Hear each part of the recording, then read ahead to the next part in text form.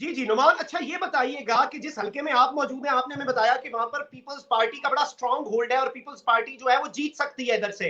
तो जो हमें इतलात मिल रही हैं, हमारे जराए हैं वहां पर, हम अपनी चीजें चेक कर रहे हैं, तो हमें ये बताया जा रहा है कि पहला नंबर तो पीटीआई ले जाएगी, दूसरा नंबर पीएमएलएन नहीं ले पा रहे।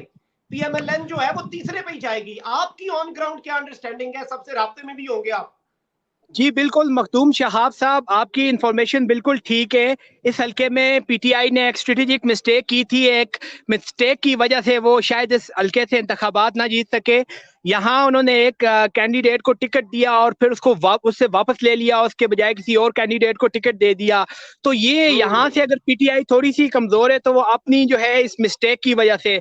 अदरवाइज पीटीआई जो है आज़ाद कश्मीर के अंदर मुख्तलिफ अजला में, मुख्तलिफ डिवीजन में जो है वो लीड कर रही है। अगर मुजफ्फराबाद डिवीजन की बात करें, आप कह रहे हैं कि पीएमएलएन अनफॉर्चुनेटली मुझे भी हैरानगी हुई कि पीएमएलएन तीसरे नंबर पर जा रही है।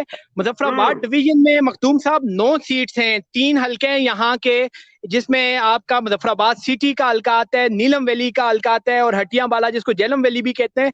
यहाँ की 9 नशिस्तें हैं और यहाँ की 9 नशिस्तों में से सिर्फ 2 सीट्स पर जो है पीएमएलएन कंटेस्ट कर रही है। बाकी सीट्स पर तो उसके उम्मीदवार नहीं कर रहे, कंटेस्ट नहीं नहीं कर रहे।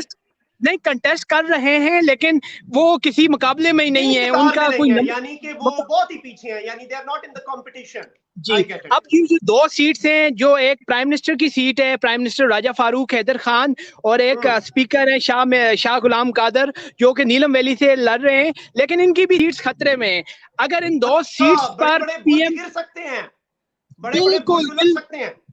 बिल्कुल मखदूम साहब, अगर इन 2 सीट्स पर पीएमएलएन ना जीती तो मुजफ्फराबाद डिवीजन से वो एक सीट भी नहीं लेके जा रही। ये सिचुएशन है। तो आप ये यहाँ से अंदाजा लगा लें कि 9 सीट्स पर जो है पीएमएलएन सिर्फ 2 सीट्स पर लग रहा है कि शायद वहां से वो जीत जाए, बाकी 7 सीट्स पर तो वो मुकाबला ही नहीं कर रही। तो ये एक बहुत बड़ा सेटबैक है। बाकी मरियम नवाज शरीफ यहाँ आई, क्राउड उनने काफी पुल किया, बहुत ज्यादा उन्होंने जो है क्राउड निकाला, और कल उन्होंने कुछ ट्वीट्स भी की और एक ऐसा तासर देने की कोशिश की गई कि शायद एस्टेब्लिशमेंट कहीं मुदाखलत कर रही है। मैं इस वक्त ग्राउंड में हूँ, मौजूद है। ये फौज क्या कर रही है? ये तो पीटीआई की अपनी गाड़ियों पे सुना है, मरियम नवाज ने कहा है कि फौज ने अपनी गाड़ियों पे झंडे लगा दिए। उसकी क्या हकीकत थी? मखदूम साहब, मैं आपको ग्राउंड रियलिटी बताता हूँ आजाद जम्मू एंड कश्मीर से।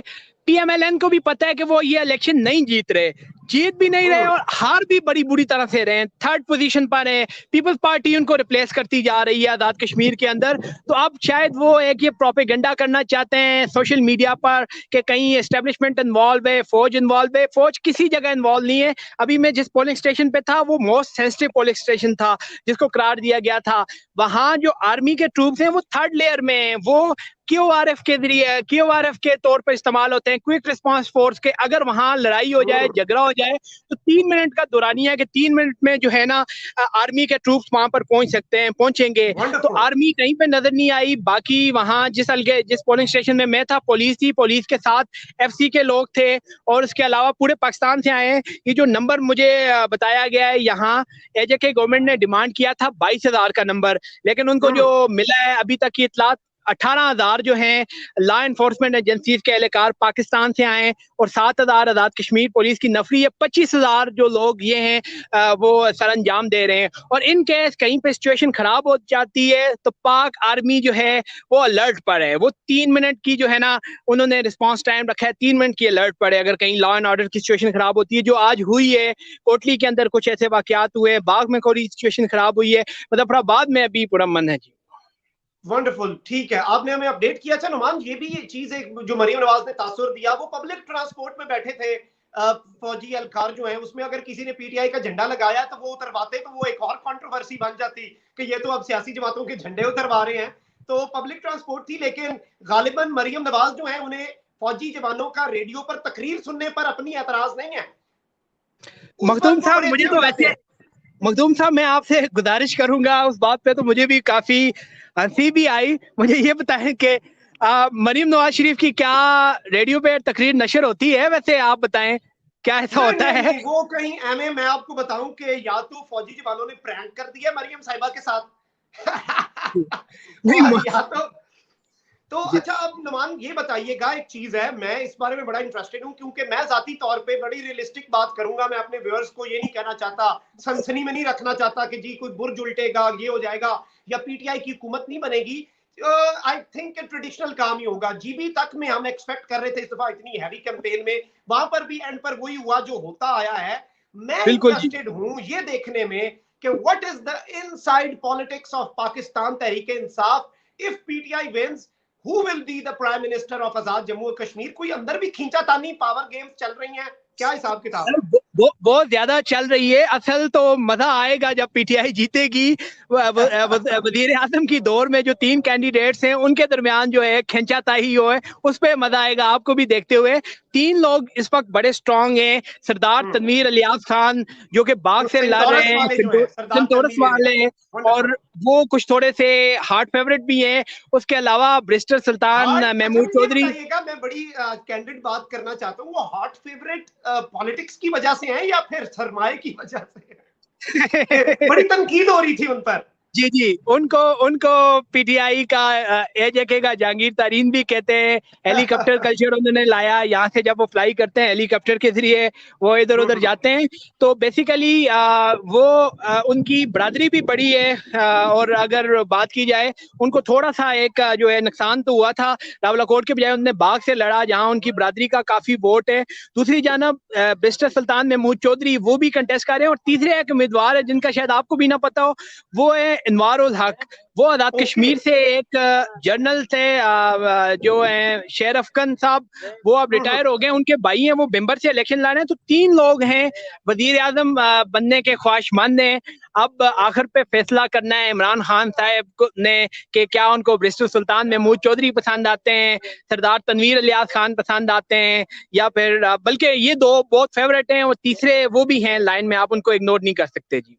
अच्छा, एक चीज तो ये भी होगी। अच्छा नुमान, ये भी बताइएगा कि पीटीआई इस वक्त जो इत्तलात आ रही हैं यही है कि नंबर 1 पे होगी ओवरऑल अगर बात की जाए, सेकंड पर पाकिस्तान पीपल्स पार्टी, थर्ड पर पाकिस्तान मुस्लिम लीग नून, चौथे पे आई गेस मुस्लिम कॉन्फ्रेंस की बात हो रही है कि वो मुस्लिम कॉन्फ्रेंस कुछ करेगी। मुस्लिम कॉन्फ्रेंस एक्सपेक्टेड है कि 1, 2 या 3 सीट्स मैक्सिमम वो ले लेंगे, लेकिन वो भी पाकिस्तान तहरीक इंसाफ के इत्तेहादी हैं। उनके तो जो सरदार वो पावर बनाने में और उस गेम के अंदर वो पाकिस्तान तहरीक इंसाफ के साथ ही होंगे अगर ऐसा कुछ हो। और मखदूम साहब, आपको आखिरी में बात बताता चलूं कि आजाद कश्मीर में अभी तो इंतखाबात, अभी तो रिजल्ट आना शुरू हो गए हैं। हमें अभी पता नहीं है 6 घंटे बाद, 7 घंटे बाद सिचुएशन क्लियर होगी। पाकिस्तान के अंदर भी जो है 12 नशिस्तें हैं आजाद कश्मीर की, 12 सीट्स हैं पाकिस्तान के अंदर। और पाकिस्तान के अंदर जो है ना 12 सीट्स भी हैं जो डिसाइड करेंगी। और 12 सीट्स में से अगर पीएमएलएन वहां से, पंजाब में जो है 9 सीट्स हैं, वहां से अगर वो सीट्स ले आती है, पीपल्स पार्टी यहाँ से सीट्स ले जाती है, तो एक शख्स ने आज इंडिया को पुकार लिया है आधे तरीके से। उसने कहा है कि वो पता नहीं कौन है, मैं उसका नाम नहीं जानता है इनका उम्मीदवार, लेकिन बड़ा बदबख्त आदमी है जिसने ये बात कर दी कि हम इंडिया से मदद मांगेंगे। जी, उनका नाम इस्माइल गुजर है। उन्होंने आज मदद मांगी। आप ये देखें ये क्या, किस तरह की पॉलिटिक्स है। अब आप इंडिया से मदद मांगेंगे, क्या ऐसी सिचुएशन खराब हो गई है? इस्माइल गुजर है वो जो है ना गुजरांवाला से कंटेस्ट कर रहे हैं। तो ये तो बड़ी शर्मिंदगी की बात है, ऐसी सिचुएशन नहीं है। आप क्या मैसेज देना चाहते हैं? 1-2 अगर वाकयात से आप पूरे मुल्क का इमेज खराब करेंगे। अच्छा नुमान, एक सवाल आया, उसके बाद मैं फैसल पर आऊंगा। Faisal, thank you very much for joining us, और आपसे भी अभी हम अपडेट्स लेंगे।